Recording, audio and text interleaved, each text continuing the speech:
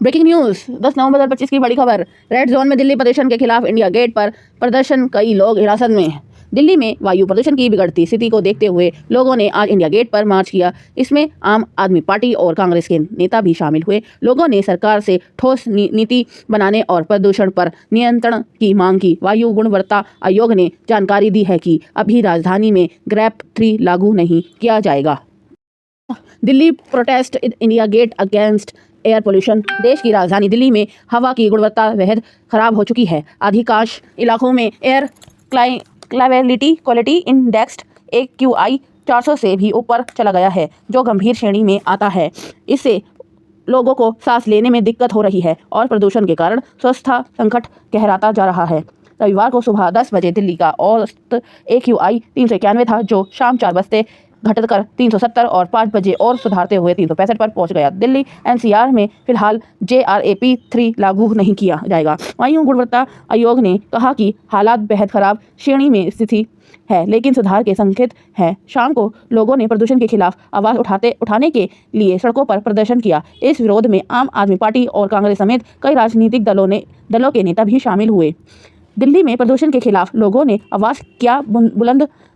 उन्होंने India gate की ओर मार्च निकालते हुए सरकार से मांग की कि दिल्ली में बढ़ते वायु प्रदूषण को रोकने के लिए ठोस और असरदार नीतियां बनाए जाएं। पुलिस ने इंडिया गेट पर प्रदर्शन की अनुमति नहीं दी।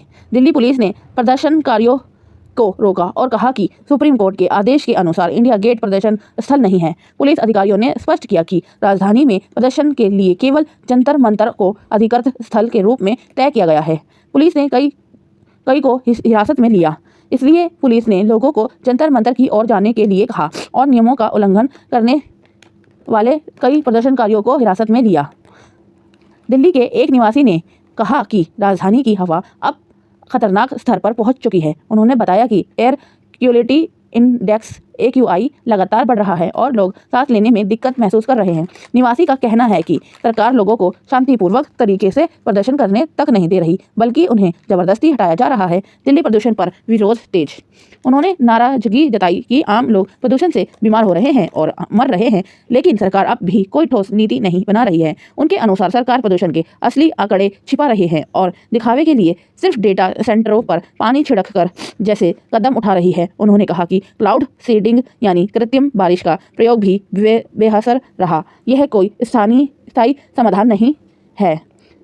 कांग्रेस सांसद राहुल गांधी ने दिल्ली NCR में बढ़ते प्रदूषण और सरकार के रवैये पर प्रतिक्रिया दी। उन्होंने कहा कि स्वच्छ हवा में सांस लेना हर नागरिक का बुनियादी मानव अधिकार है और शांतिपूर्वक विरोध प्रदर्शन करना भारतीय संविधान द्वारा दिया गया मौलिक अधिकार है। राहुल गांधी ने सवाल उठाया, जो लोग स्वच्छ हवा की मांग कर रहे हैं उन्हें अपराधी की तरह क्यों पेश किया जा रहा है। उन्होंने कहा कि वायु प्रदूषण करोड़ों भारतीयों को प्रभावित कर रहा है, बच्चों के स्वास्थ्य को नुकसान पहुंचा रहा है और देश के भविष्य को खतरे में डाल रहा है।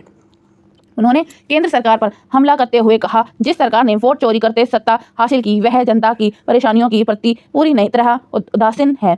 सरकार ना तो इस संकट को गंभीरता से ले रही है और ना ही कोई ठोस कदम उठा रही है। राहुल गांधी ने कहा कि अब वक्त है कि प्रदूषण पर नियंत्रण कार्रवाई की जाए, ना कि उन नागरिकों पर हमला किया जाए जो सिर्फ साफ हवा में सांस लेने की मांग कर रहे हैं। दिल्ली में वायु प्रदूषण को लेकर चल रहे विरोध प्रदर्शनों के बीच आम आदमी पार्टी के दिल्ली प्रमुख सौरभ भारद्वाज भी इंडिया गेट पहुंचे। उन्होंने कहा, प्रदूषण की समस्या दिल्ली में लंबे समय से बनी हुई है, लेकिन पहली बार बुद्धिजीवी वर्ग इस तरह सड़कों पर उतरकर विरोध जता रहे हैं।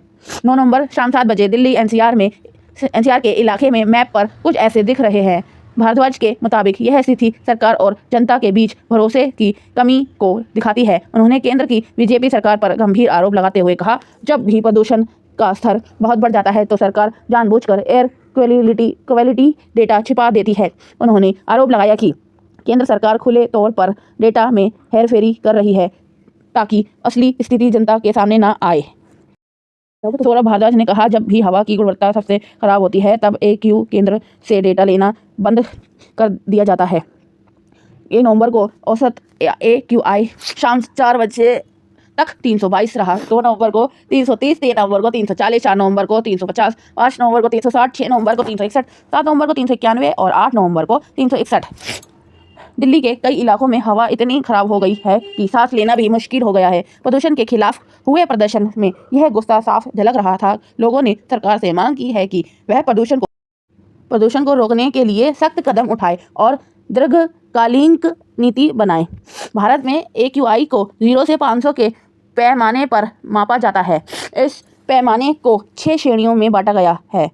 दिल्ली में बढ़ते प्रदूषण ने जनजीवन को गंभीर रूप से प्रभावित किया है। जहां एक और लोग स्वच्छ हवा को मांग को लेकर सड़कों पर हैं, वहीं प्रशासन कानून व्यवस्था बनाए रखने में जुटा है। यह स्थिति बताती है कि दिल्ली को अब साफ हवा के लिए ठोस और तत्काल कदम की ज़रूरत है।